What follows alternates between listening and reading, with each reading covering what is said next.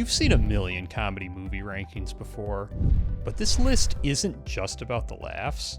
These are some of the greatest movies of all time, regardless of genre. We really got spoiled with great comedy after great comedy, particularly in the 2000s, so making this list was quite difficult. To be clear, this list is not what I consider to be the funniest movies of all time, but the best all-around movies that are also comedy movies. So I unfortunately had to leave a couple of my all-time favorites off the list, namely The Change-Up and Ted 2, and you're bound to disagree with at least one of these, as that's just how these things go. But I also think you'll find one or two that you've never seen before and will become one of your favorite movies as well. Kicking things off at number 10 with an all-time Christmas classic, and I'm not talking about Elf. You know, this was one of those movies that growing up, once the calendar hit December, this was just always on cable television. It was always on a TV. And, you know, I watched this for the first time, unedited, no commercials, on Christmas Eve of last year. And oh my God. Bad Santa is one of the funniest movies of all time. It's got everything you love in a comedy movie, and it actually has a surprising amount of heart. The movie, of course, follows a man who dresses up as Santa and his counterpart who dresses up as an elf, and they rob department stores around Christmas time. Billy Bob Thornton and the kid that he meets at one of these malls who shows us a soft side of him, they have just such an amazing comedic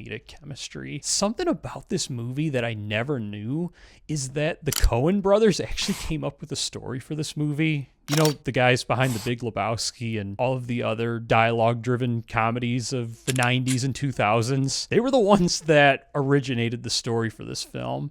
And also Scott Armstrong, the guy who co-wrote a few all-time comedy classics in the likes of Road Trip, Old School, and Starsky and Hutch. He got hired to do uncredited rewrite work on this movie, so there were really all hands on deck from some of the best cooks of the kitchen in the industry making this film. And I mean, who doesn't get in the Christmas spirit from watching this movie? And lastly, the ongoing gag with the sandwiches.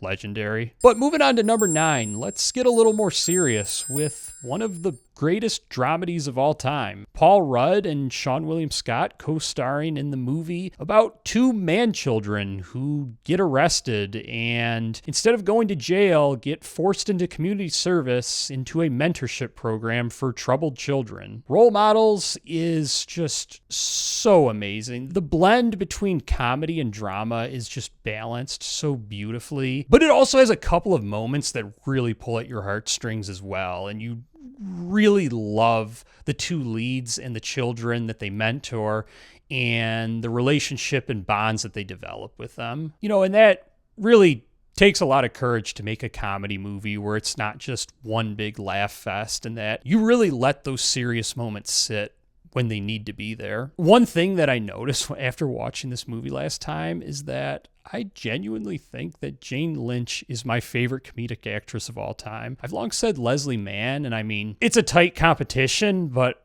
wow. Jane Lynch is amazing, and I think this is some of her best work in this movie. But with number 8, staying in the vein of both a heartfelt comedy and the aforementioned Leslie Mann, we've got the funniest all-around comedy that I have ever seen in theaters. We follow 3 high school girls on prom night who make a pact to lose their virginity, and when their parents find out about this plan, all hell breaks loose, and they stop at no end to make sure that their daughters do not have sex. American Pie meets the girl version, and in the 2010s decade. Blockers, so amazing. It was honestly really hard to decide which to rank higher between Role Models and Blockers because while the movies themselves are quite different, the style of movie is very similar, and both have just such a strong balance of comedy and drama while being comedy dominant and hilarious. I think the biggest thing that edged out Blockers for me was the climax in this movie just hits just ever so slightly harder than it does in Role Models. And this movie was really John Cena's comedic coming out party. I mean, holy shit. That was one of the funniest roles I've ever seen. You know, just one of the greatest examples of a supporting character just completely comedically taking over a movie. What happened? We locked eyes and then he finished. On to number 7. We just looked at the great high school comedy of the 2010s and blockers, and why not move on to the greatest high school comedy of the 2000s? We've got a high school comedy that was actually based on real life experiences and was even begun to be written when the writers were in high school. You know, I love the passion project side of things with Superbad, another movie that I recently rewatched, but just an all-time teen comedy classic. You know, of course, Michael and Jonah are just phenomenal together, and then Christopher as McLovin, I mean, it's another example of a supporting character that really steals the show. I mean, you'll see people walking around wearing McLovin shirts, but you don't really see people going around wearing Seth or Evan shirts. The B-plot with the police officers played by Seth Rogen and Bill Hader. I mean, Bill Hader especially. God, he was so funny in this movie. And just the little nuances in his performance like really had me laughing this time around. Just like the kinds of things that I don't think got like the biggest laughs from the audience, like, but are just pulled off so well by Bill and like really landed with me and were definitely getting the laughs from me. Oh no, it's the cops! Something that I find really cool about this movie is that it was both Christopher Mintz-Plasse, who plays McLovin, and Emma Stone, who plays Jules. It was both of their first movies ever. Who knew? Now you know. But on to number 6, and you're probably going to be surprised, but we've got another teen comedy coming in. I mean, these movies just really dominated a 10, 15-year stretch or so. So, I mean, it should come as no surprise that these movies are so prominent on this list. Spoiler alert, it's not going to be the last one. But this is just like one of the most rewatchable movies I've ever seen of any genre. And what amazes me so much about this movie, how I know exactly what's going to happen, but no matter what, I'm so thoroughly entertained every time. The movie's EuroTrip, and we of course follow best friends Scott, Cooper, Jenny, and Jamie on a trek across Europe to find Scott's long-lost love of a pen pal, all the mischief that they get into throughout their travels. I would go as far as to say that this is the greatest straight comedy of all time. There's very little drama, and usually it's just not really possible to make a great all-around film when you're just neglecting the drama of the situation. But this movie is just so funny and finds a way to just max out the entertainment value in every single scene. The writing in this movie, you know, it was written by a few Seinfeld writers, and the three of them co-directed it together. And I think that really just goes to show how amazing a comedy movie can be when you have that much collaboration going on between some of the greatest comedic minds, instead of only trusting one writer and one director with a film. They're involved every step of the way. So, I mean, they're there all the way from pre-production all the way through post-production to the release. Like, you've got something real special there, and I really think Hollywood could learn a lot from this movie. But on to number 5, and this one actually is not a teen comedy, believe it or not. We're quite the opposite. We're moving into a middle-aged comedy. I think you really got to question the legitimacy of this list if there wasn't a movie by the godfather of comedy movies, Judd Apatow. But this probably is not the one you would expect. I've got This Is 40 coming in at number 5. Judd Apatow's greatest film. This is a movie that I have always really loved, and it's so fun to watch throughout the years and how much it changes and how it lands with me. The movie's essentially a slice of life film about a middle-aged couple struggling to grapple with becoming middle-aged and not being young anymore, and all of the challenges in their relationship, their marriage, and with their children and their parents as well. When I first watched this movie, this was just a hilarious movie. I could not stop laughing. It was one of the funniest movies I had ever seen. I could just not stop thinking, even days later, about how funny the movie actually was. And as I've watched it through the years, the humor has not been lost at all. Like, this movie is still seriously one of the funniest movies I've ever seen. If I was making a top 10 funniest movies of all time list, this would probably make it on that list as well. But I also just connect with it so well with the dramatic sequences. Just thinking about, I have family members like that. I'm still quite young. I mean, I'm only 27, recently turned, but I do feel things like, I'm not that young anymore. And, I walk around a college campus and it's like, these aren't really my peers anymore. So I really feel the things that the characters in this movie are feeling when they're thinking about their age. Maybe not the exact same things, but I totally get the idea. And, it's just such a universal movie because no one has a perfect relationship with their family. I think pretty much everyone has some issue grappling with aging and the changing world around them. I highly recommend giving it another watch if you've only seen it once or twice. I think you'd be surprised at how well this movie really captures the world around it. And then, of course, just the last thing. I mean, Paul Rudd and Leslie Mann are so funny on screen together. Definitely Judd Apatow's best comedic duo of all time. And I'm actually going to make a full-on video essay about this movie that I'm releasing next week. But I would go as far to say that This Is 40 is the greatest all-around dramedy movie of all time. But moving forward to number 4, this is a movie that I think a lot of you will say I ranked way too low. I think this would be a lot of people's number 1 all-around comedy movie of all time. There's a very strong argument for it. I think now that we're in the territory of number 1 through number 4, you could make a very real case that any of these are the greatest comedy movies of all time, and I'm not going to put much of an argument up back against it. This movie really took over the late 2000s and really shocked the world with its box office and just overall commercial success. We've got The Hangover, Todd Phillips, the greatest comedy movie director of all times, greatest comedy movie film. This tells the story of 3 best friends and a soon-to-be brother-in-law celebrating one last weekend together before one of the friends ultimately gets married. And it is a bachelor party from hell when they wake up and can't remember anything, and they have lost the groom-to-be. This movie just puts on an absolute masterclass on writing, directing, and acting, both from a comedic and just overall storytelling lens. I mean, there is no wasted air at all in this movie. It's like, I'm about to rewatch this movie tomorrow to do a more in-depth study on the film, but it's like, this movie is just straight up magic. It's so hard to even comprehend just how strong the performances in this movie were. I mean, the 2 that really stick out are Zach Galifianakis, who plays Alan. Running around the desert together in Las Vegas, looking for strippers and cocaine. So tonight, I make a toast. What? What do you got there?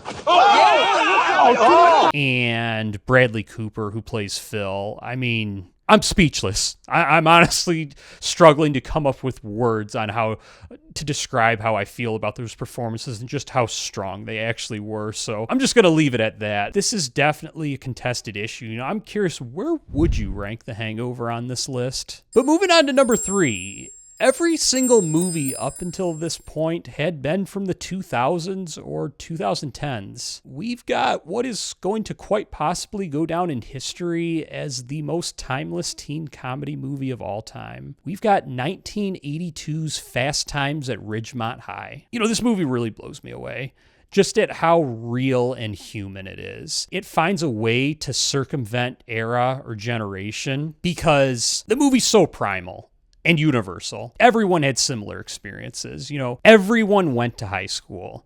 Everyone had similar experiences with relationships, whether it be platonically and or romantically. Some things just don't change about high school, and you really get lost in this movie. You don't think about things like social media, cell phones. If you made this movie and you took out a couple of things, because a couple of things really do scream the 80s, if there was a way to convert it into making it look more modern, in terms of the production value, you would believe the movie was made this century. You might even believe it was made this decade. It is just captured so well. I can't recommend this movie enough, and it was told from such a creative way. There are so many different main characters, and we jump through time, get little snippets into each character's life, kind of like Love Actually in a way, but we get such a deeper connection with the character and care about all of them so much more because we know so much more about them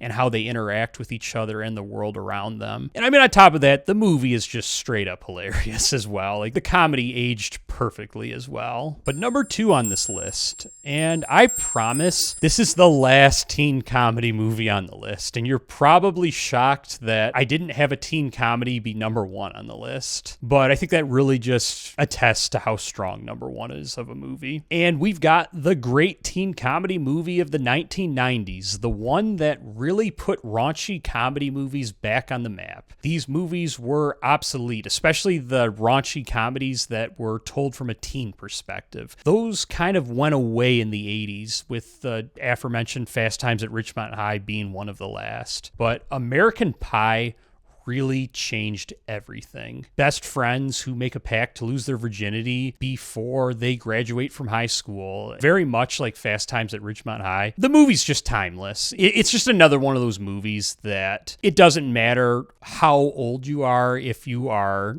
70, 30, 10, maybe not 10, 15, you will connect with the movie. You will know the characters. Your high school days were or are similar to the high school days of the characters in this movie. And, you know, there's no shortage of comedy. And it's so cool that this movie was made by a first-time writer, first-time director, a cast full of no-names who eventually all ended up becoming names. It's just such a special movie and just had such an enormous fingerprint on society at whole, and not even just the film industry. You know, it's funny how I mentioned earlier with This Is 40, how much the movie changed as I watched it, like how my feelings and connections towards the movie. And I get that a lot with this movie as well. I watched it for the first time when I was in college. I remember growing up, like, these movies were like considered porn by a lot of people, and they were like a taboo, like you couldn't even mention the movies. I remember like just like feeling bad when I watched the movie for the first time. Like, I've never seen anything like this before. Like, this is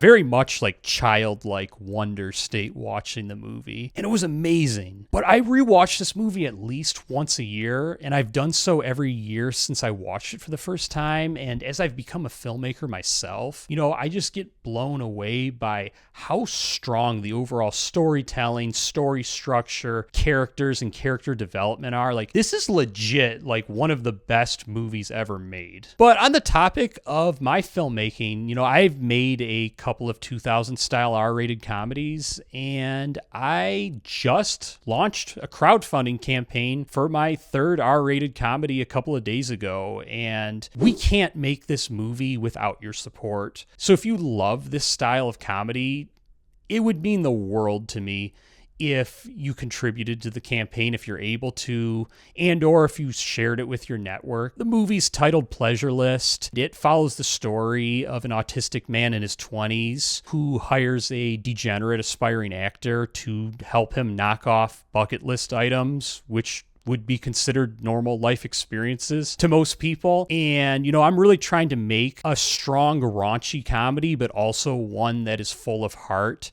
and has strong storytelling as well. And again, yeah, it would really mean the world to me if you checked out the campaign and were able to contribute. But number 1, you've probably got at least a few movies that are your favorite comedies of all time, and so you're ready to fight me on whichever comedies I leave out, and maybe I won't even list one of your favorite comedy movies of all time at number 1. But, you know, this one is just so special to me. I think this is really the comedy movie that really got me when I was on my binge of watching R-rated comedy movies for the first time in the summer of 2020. This was, I think, like really the first one where I watched it and I woke up the next morning and I was still thinking about it, not from a perspective of ha ha ha, that was so funny. I mean, there definitely was an aspect of that, but I was thinking about it from the aspect of, wow, like I felt that movie. I really cared about the characters, and like I felt represented on screen. I felt like my family and friends were represented on screen. Like, I just like felt understood. The movie was written by the same director as The Change Up and Shanghai Nights, written by the same guys who wrote We're the Millers. There was uncredited rewrite work done by the writers of The Hangover. The movie starred Vince Vaughn, Owen Wilson, Rachel McAdams, Christopher Walken, Jane Seymour, Bradley Cooper. Like, yes, everyone who was at the top of their game at the time, whether it was in the writing, directing, or acting department, was brought on board.